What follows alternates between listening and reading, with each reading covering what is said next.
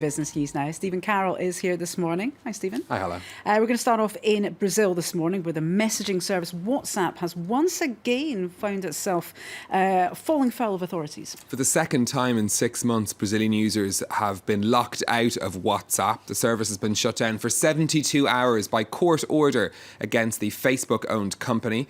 The judge made the decision after it failed to hand over details of messages in a drugs trial. It's the latest tussle between Facebook and the Brazilian authorities, as Solange Mijana reports. It's one of the most widely used apps in Brazil. 9 out of 10 smartphone users have downloaded it. But by court order, WhatsApp has temporarily stopped working in the country. Are you serious? No WhatsApp? Oh, this is so messed up. A Brazilian judge ordered the messaging app, which is owned by Facebook, be shut down for 72 hours. And this for the second time in 6 months. Brazilian media says the decision is over Facebook's failure to release text messages linked to a drug trafficking trial. The same judge jailed a Facebook executive in March for not complying with an attempted block. He was later released. The California-based tech giant responded by saying they don't have the requested text messages and that the blockade punishes its 100 million users in the country. Risking fines of $140,000 a day, Brazil's 5 main service providers complied with the court order, throwing some users into a panic. I am already feeling it because I use it to contact my university and former pupils. No one knows what to do. Everyone is sending SMS messages telling us to use other apps.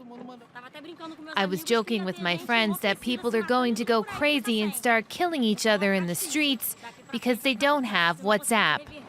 So many Brazilians rely on the free messaging service because the cost of traditional texts and calls in Brazil are among the most expensive in the world. Let's check in at what's happening on the stock markets for you next. It's a mixed start to the trading day here in Europe. We are seeing some small gains on the market in London.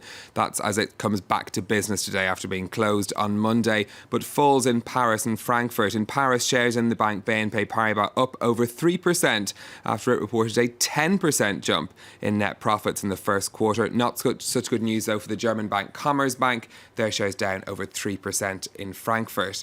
In Asia, Japanese markets are closed today for the Golden Week holidays. Hong Kong and Shanghai, though, are back to work after their day off yesterday. Shanghai Composite finishing the day up over 1.7%. Let's return to Europe now, Stephen. Here in France, the debate over the EU-US trade talks is heating up. France's trade minister says halting the talks over the transatlantic trade and investment partnership now seem the most likely option. Matthias Feckel told French radio station Europe 1 that abandoning the negotiations seemed probable due to the current mindset in the United States. His comments come after Greenpeace leaked a text from the negotiations which showed significant divisions between the two sides. Plenty of companies news around today, starting with the bank HSBC, which has seen pre-tax profits fall by 14% in the first 3 months of the year to $6.1 billion or 5.3 billion euros. The bank says it's facing tough market conditions, but its results were still better than had been expected. HSBC said earlier in the year that it was freezing pay and planned to cut costs by the end of next year. Shares are up over 2% in London. Not such positive news from the Swiss lender UBS. Pre-tax profits there were down some 40% on last year. UBS says its earnings were hurt by the turmoil on the stock markets and general heightened uncertainty. Profits at its investment bank were down by more than 50% and its shares down by 3% in Zurich. And Hugo Boss is cutting €50 million in costs this year as it struggles in the United States and China. The fashion brand is also reviewing the performance of stores worldwide with a view to closing those that aren't making money. Hugo Boss sales were down by 4% in the first quarter. And finally, from you, Stephen, it hasn't been a good week for Apple, has it? Sure hasn't. It's had its longest losing streak on the markets since 1998. Apple shares closed down just 0.1% on Wall Street on Monday. But believe it or not, we haven't seen 8 straight days of falls on Apple shares in 18 years.